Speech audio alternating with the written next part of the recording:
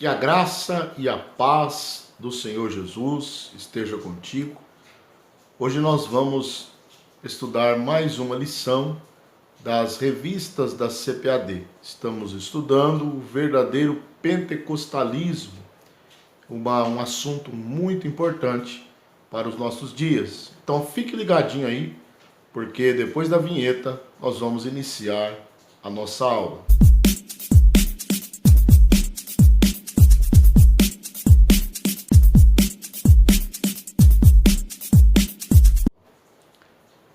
Hoje nós vamos estudar a lição de número 2, que tem por título A atuação do Espírito Santo no plano da redenção. Esta aula vai ser ministrada em classe, no dia 10 de janeiro, no próximo domingo.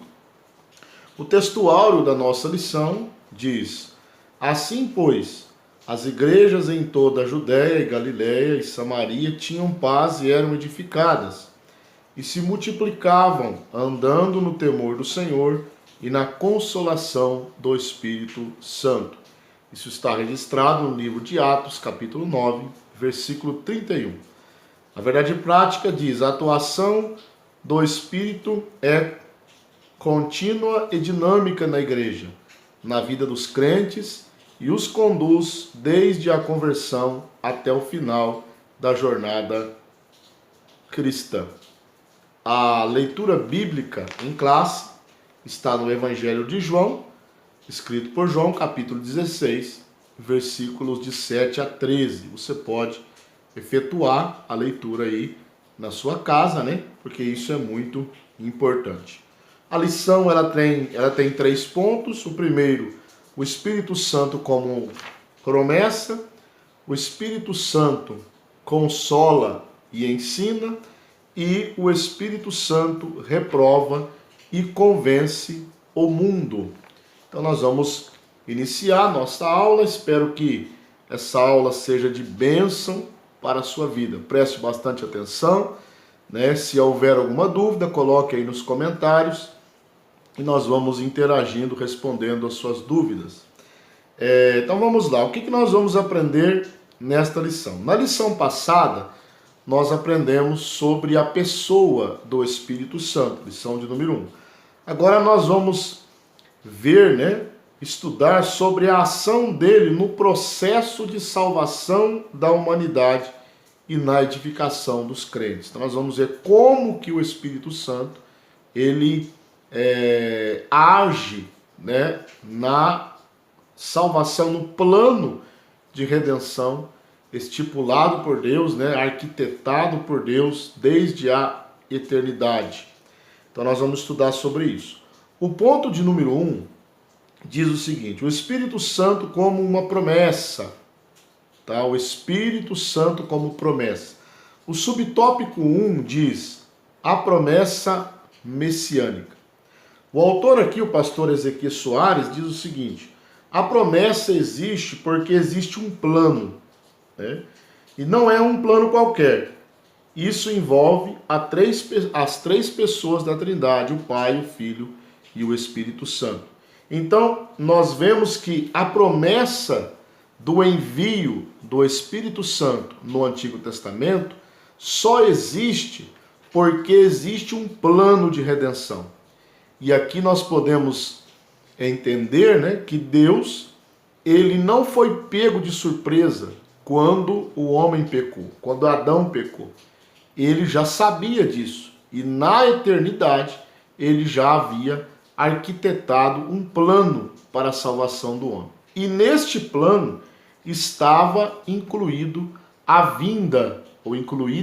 vinda do Espírito Santo para atuar, efetuando este plano na vida do homem que se perdeu, o homem que caiu, o homem pecador. Então, há uma promessa no Antigo Testamento, e uma promessa que viria o Messias, e junto com esta promessa, a promessa da descida e da atuação do Espírito Santo. O subtópico 2 diz, na antiga aliança. Então, há uma diferença da atuação do Espírito Santo antes e depois do Pentecostes. Antes do Pentecostes, no Antigo Testamento, o Espírito Santo ele capacitava as pessoas para determinadas obras, mas ele não habitava dentro do servo de Deus, dentro do crente, vamos dizer assim. No Novo Testamento, ele tanto capacita, ele continua capacitando, mas agora ele habita no crente. Ele habita, porque ele veio para habitar, estar. Jesus disse, o Espírito Santo, Consolador, estará em vós, entre vós e em vós. Então, ele veio, agora ele está habitando. No Antigo Testamento, ele capacitava os profetas, os reis, né? A liderança. Ele habilitava os profetas a entregarem mensagens de Deus, revelações, milagres, né? Ele trabalhava até em aptidões artísticas. Você vê na construção do tabernáculo no deserto, Deus, o Espírito Santo capacitou homens, né, para trabalhar em obras de bordado, obras em pedras preciosas. Ele capacitou alguns homens para fazer as obras do tabernáculo, né?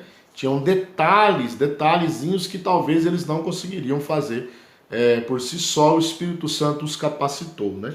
Então, no Antigo Testamento, ele trabalhava na liderança militar, na liderança política, usando os profetas, usando os reis e assim por diante. Agora, o subtópico 3, nós temos a promessa do Consolador, né?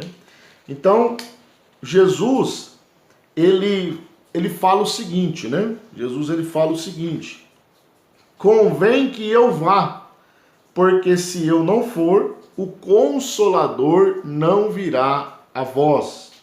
Então, isso porque o cumprimento dessa promessa estava vinculado à obra expiatória do Calvário. Então, Jesus, ele veio, né, realizou a obra da salvação, entregando a sua vida, o sacrifício perfeito, e agora ele vai voltar para o Pai, e ali ele vai enviar o Espírito Santo, e o Pai vai enviar o Espírito Santo. E aí nós entendemos que é o que Jesus disse: convém que eu vá, porque se eu não for, o Consolador não virá. Por que o Consolador não viria? Porque há um plano de redenção. A promessa do envio do Espírito Santo está vinculada ao plano de redenção. Então, o Pai, apesar de as pessoas da Trindade, elas não trabalharem dissociadas, né? Elas sempre trabalham juntas, mas por um meio didático, nós entendemos que o Pai, ele planejou a redenção, o Filho efetuou a redenção na cruz, derramando o seu sangue, expiatório, e o Espírito Santo agora, ele aplica e coloca essa salvação, essa redenção na prática. Nós vamos ver aqui, né, que ele convence, um pouco mais para frente na lição, que ele convence o homem do pecado, da justiça e do juízo. Então, esse ponto de número 1, nós aprendemos o Espírito Santo como promessa. Já havia uma promessa do envio do Espírito Santo, e essa promessa estava, né, vinculada ao plano de redenção. Deus já havia arquitetado, né, projetado um plano de redenção para a humanidade. E neste plano estava incluso, né, o poder do Espírito Santo, inclusa a manifestação do Espírito Santo. Então agora nós vamos para o ponto de número 2, que tem por título: o Espírito Santo consola e ensina. Então, existe um termo grego para consolador que é parácletos. né? É o Parácletos, vem de duas palavras, né, gregas, né? Uma é uma preposição, para, não é o Pará lá, não é o estado do Pará, não. É uma preposição no grego, para, que significa ao lado de ou próximo, né? E o verbo kaleo. O verbo kaleo significa chamar, né? Convocar. Então, unindo essas duas palavras, nós temos Parácletos, que significa defensor, advogado, né? Intercessor, ajudador, auxiliador. Então nós temos que ele é alguém que foi chamado para estar ao lado de alguém, para o auxiliar, para advogar em seu favor, para ajudar, para consolar. O Espírito Santo, ele é um amigo, né? Podemos colocar desta maneira. O amigo que foi enviado por Deus para estar com a igreja, ao lado da igreja, trabalhando com a igreja, consolando a igreja. Nós vamos ver aqui, né, que ele também é um ensinador, que é o outro ponto, mas a palavra consolador, ela tem esse sentido de alguém que foi colocado ao lado para ajudar um outro alguém. O subtópico 2 diz o ensinador. Então o Espírito Santo, ele consola e ensina, né? Jesus, ele disse em João 14, 26, está até aí na sua revista, né? Mas aquele Consolador, o Espírito Santo, que o Pai enviará em meu nome, vos ensinará todas as coisas e vos fará lembrar de tudo quanto vos tenho dito. Olha que coisa interessante, né? O Espírito Santo, ele é ensinador. Ele ensina. Então nós entendemos que o Espírito Santo, ele nos ensina a compreendermos as Escrituras, né? Nós vamos ler um texto aqui, na primeira epístola de Paulo aos Coríntios, capítulo 2, versículo 13. 1 aos Coríntios 2 e 13, vamos ver o que a Bíblia diz sobre isto, né? Ela fala o seguinte: as quais também falamos, não com palavras de sabedoria, mas com as que o Espírito Santo ensina, tá? Comparando as coisas espirituais com as espirituais. Então Paulo está falando aqui que o Espírito Santo, ele ensina, ele é um ensinador, né? Então ele nos ensina. O subtópico 3 diz o ajudador. Então ele é o ajudador, né? A palavra Parácletos, aí na versão Almeida Revista, né? Na versão revisada de Almeida, ela traz a palavra ajudador, né? A palavra consolador também tem esse significado, ajudador. Nós já até falamos um pouco sobre isso, né? Então, o Espírito Santo nos ajuda na vida diária, ele imprime em nós o caráter de Cristo e nos conduzirá até o fim da nossa jornada, né? É ele que nos ajuda em nossas fraquezas. Romanos 8, 26, né, vai falar sobre isso, né? Vamos aqui efetuar essa leitura. Romanos 8, capítulo 8, versículo 26, a Bíblia diz assim: e da mesma maneira, também o Espírito ajuda as nossas fraquezas, porque não sabemos o que havemos de pedir como convém, mas o mesmo Espírito, intercede por nós com gemidos inexprimíveis. Então, olha o que a Bíblia diz. O Espírito Santo ajuda as nossas fraquezas. Ele sabe que nós somos fracos, né? Então ele nos ajuda. Ele é alguém colocado ao nosso lado para nos ajudar. Isso é muito importante nós aprendermos, porque quando nós estivermos nos sentindo fracos, sabemos que o Espírito Santo é aquele que nos ajuda nas nossas fraquezas. Então, esse ponto 2, nós vimos que o Espírito Santo, ele consola e ensina. Vimos o que significa a palavra parácletos, ajudador, auxiliador, advogado, intercessor, né? Tem uma gama de resultados aí. Vimos que o Espírito Santo nos ensina e nos ajuda. Por isso que nós temos que valorizar a presença dele nas nossas vidas. E para irmos para o final, né, o último ponto, diz: o Espírito Santo reprova e convence o mundo. Então nós temos aqui que o Espírito Santo, na leitura bíblica em classe, no capítulo 16 de João, versículo 8 em diante, a Bíblia diz assim: e quando ele vier, convencerá o mundo do pecado, da justiça e do juízo. Do pecado, porque não creem em mim.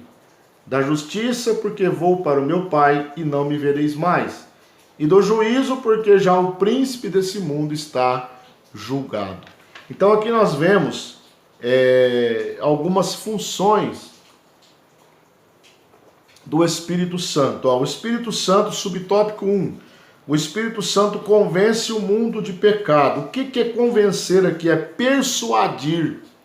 É levar alguém a aceitar algo. É persuasão.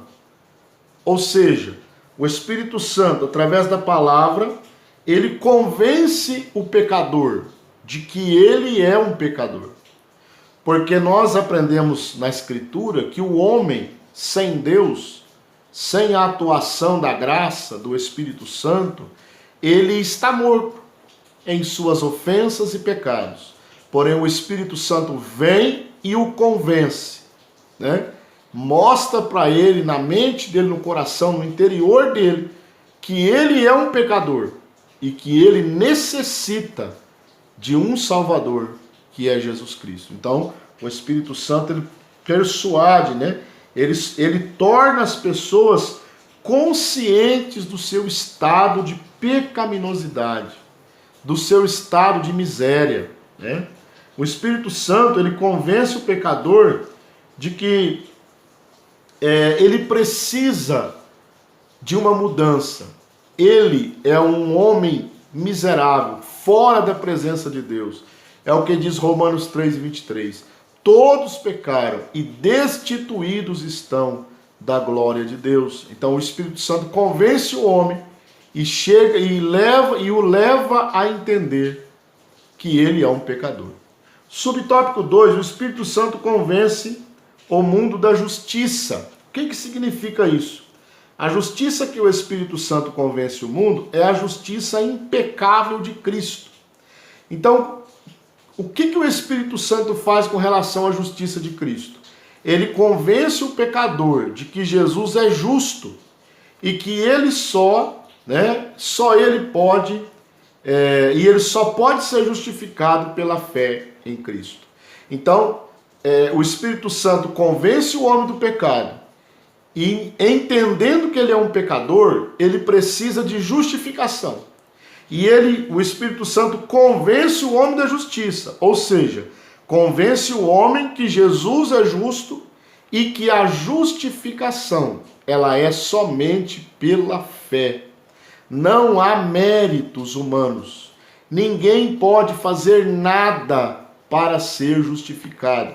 Ele é justificado pela fé. É pela fé que ele é justificado. E o subtópico 3, o Espírito Santo convence o mundo do juízo, tá? Então aí vai falar que sobre o juízo, né? Porque o príncipe deste mundo já está julgado. O príncipe deste mundo aqui é uma referência a Satanás, né? Derrotado com a vitória da cruz do Calvário. Então, o pecador, ele é convencido, né, de que esse juízo, convencer do juízo, é uma referência ao julgamento de nossos pecados na cruz e, ao mesmo tempo, ao julgamento de Satanás, que já foi vencido por Jesus, né, já foi vencido por Jesus da sua morte e ressurreição. Ou seja, quando o Espírito Santo convence o homem do juízo, ele está convencendo o homem de que a obra de Cristo na cruz, né, já levou os nossos pecados. O julgamento dos nossos pecados foram feitos na cruz. E também o julgamento de Satanás, apesar de lá no final, né, em Apocalipse, ele vai ser lançado no lago de fogo, mas ele já está condenado. A Bíblia diz: o príncipe desse mundo já está condenado. Para ele não tem mais volta, não tem mais como se arrepender, ele é irreconciliável, ele já está julgado. É o que a Bíblia diz. E o príncipe desse mundo já está julgado pela morte de Cristo na cruz por nossos pecados. E os nossos pecados também já estão julgados em Cristo. Porém, nós precisamos ter fé no sacrifício de Cristo para que possamos receber o perdão dos nossos pecados, a justificação e entender que só em Cristo há salvação. Lucas escreve em Atos 4:12, não há outro nome pelo qual devamos ser salvos. Então, esse tópico de número 3, o Espírito Santo reprova e convence o mundo do pecado, da justiça e do juízo. Então, esta foi a lição de número 2, muito importante. Lembrando que aqui nós só damos uma pincelada, para o vídeo não ficar muito grande e até para ficar mais acessível, a gente não aprofunda muito, para ficar mais acessível para os irmãos que talvez tenham um pouco de dificuldade de entender certas doutrinas da Bíblia. Então a gente pega de uma forma geral, de uma forma que a pessoa entenda facilmente. Nós aprendemos hoje a atuação do Espírito Santo no plano de redenção. Mas antes de você desligar aí o vídeo, sair do vídeo, eu quero convidar você, se você não é inscrito em nosso canal, inscreva-se, nos ajude aí. Estamos aí numa meta a ser alcançada de 1000 inscritos. Nós sabemos que não é fácil, há muitos canais no YouTube, mas eu peço a sua ajuda. Inscreva-se, acione o sininho das notificações e também compartilhe este vídeo nas suas redes sociais e deixe o seu like, porque isso nos ajuda muito. Eu te agradeço. Se você fizer isso, eu ficarei muito agradecido. E a minha oração vai ser para que Deus te abençoe.